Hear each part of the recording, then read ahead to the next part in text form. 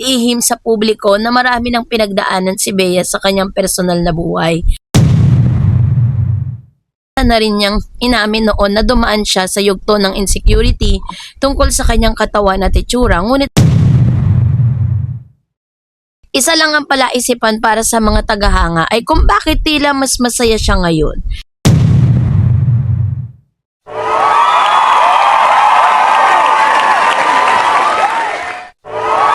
Miss Bea Alonzo, abay may good news at napakagandang news na inihatid sa publiko matapos siyang mamataan na nag-post sa kanyang IG stories. Ang lahat ng yan, but before that, if you haven't subscribed yet to my YouTube channel, please don't forget to like, share, and subscribe at hit mo na rin ang notification bell for more showbiz updates. So bago tayo magpatuloy, of course, guys, kung pasalamatan kayo for always watching and trusting this channel. So this time, let's talk about Miss Bea. Dahil sinasabi po ng ilan na si Bea po ay balik alindog at balik sigla.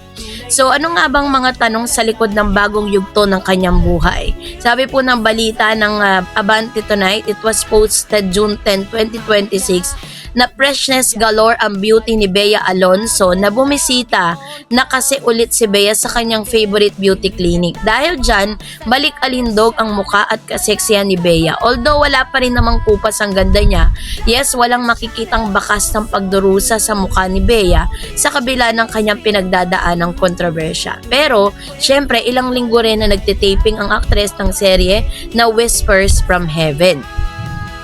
Sumabak agad siya sa taping ng bagong serye niya pagkatapos di matuloy ang wedding nila ni Vincent Co.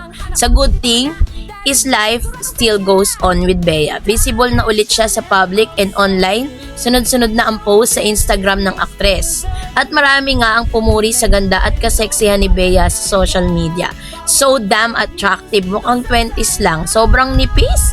Bakit sobrang pumayat? Single na ulit? Bakit pag pumayat single, tas pag tumaba, sasabihin buntis? Oo nga naman. So yun po yung ilan sa mga naging laman ng Sokmed patapos po siya mag-post. Kasi alam naman natin na sa mundo ng showbiz, bihira ang mga artistang kayang panatiling sentro ng atensyon sa loob ng maraming taon. Mas bihira ang mga artista sa bawat bagong yugto ng kanilang buhay ay nagiging mas interesante sa paningin ng publiko. Isa sa mga artistang ito ay walang iba kundi si Bea Alonzo. Sa tuwing lumalabas siya sa isang event, social gathering, endorsement, launch o simpleng social media post, hindi nawawala ang mga komentong nagsasabing tila mas gumaganda, mas nagiging fresh at mas nagiging masaya siya sa pagdaan ng panahon. Sa mga nakaraang buwan pa nga, marami ang nakapansin ng kanyang bagong aura. May mga nagsasabing mas blooming, may mga nagsasabing mas kalmado, at may mga nagsasabing tila may kakaibang ningning sa kanyang mga mata. At dito nagsimula ang usapan, ano nga bang dahilan sa likod ng tila nagbabalik alindog ni Bea? So, hindi ihim sa publiko na marami ng pinagdaanan si Bea sa kanyang personal na buhay. Sa loob na maraming taon, nasubaybayan ng mga tagahanga ang kanyang mga tagumpay at kabiguan. Nasaksihan nila ang kanyang pag-angat bilang isa sa pinakamalaking artista ng kanyang henerasyon. Nasubaybayan din nila ang ilang kontrobersya at mga usaping personal na naging laman ng balita. Ngunit sa kabila ng lahat ng to, nananatili siyang isa sa mga pinakarespetadong artista sa industriya. Marahil ito ang dahilan kung bakit maraming taong interesado sa bawat pagbabago sa kanyang buhay. Hindi lamang dahil artista siya, kundi dahil marami ang nakakakita sa kanyang bilang simbolo ng katatagan. Sa mga pinakahuling public appearances ni Bea, kapansin-pansin ang mga komentong pumupuri sa kanyang itsura. May ilan pang nagsasabing tila mas maganda siya noon kumpara sa mga nakaraang taon. At natural lamang na magtanong ang publiko, ang bagong fitness routine ba? May bagong lifestyle? May bagong inspirasyon? O simpleng mas masaya lamang siya ngayon? Sa panayam, ibinahagi ni Bea.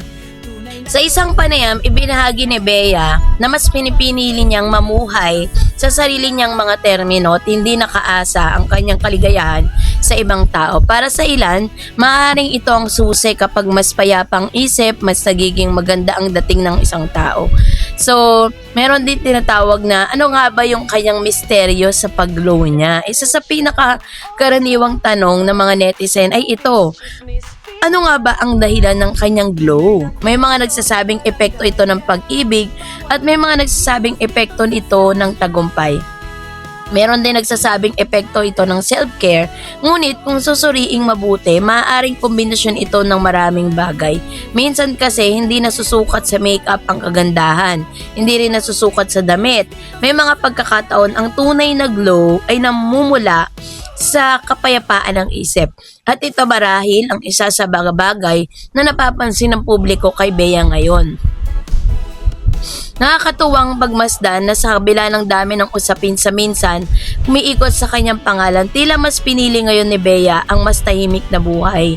Hindi na siya madalas sumagot sa mga bawat kontrobersya, hindi na rin siya gaanong nakikisawsaw sa mga intriga.